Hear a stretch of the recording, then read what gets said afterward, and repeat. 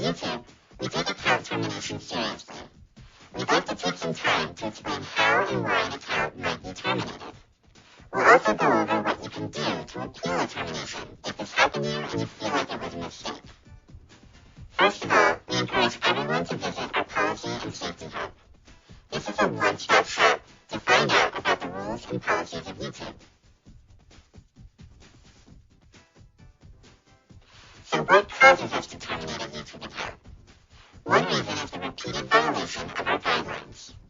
At YouTube, we have a 3-strike rule.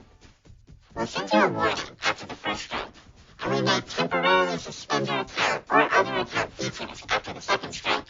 But once our rules are broken a third time, we'll terminate an account. Keep in mind that our terms of use strikes and copyright strikes are counted independently, so you can get 3 strikes of each kind, and strikes expire after 6 months. The most common reason for an account termination is spam. Any accounts that post large amounts of untargeted or repetitive content across the site may be terminated. If the main purpose of your content is to drive people off of YouTube and onto another site, it will likely violate our spam policies. We also want to make sure you find what you're looking for when you're searching for videos.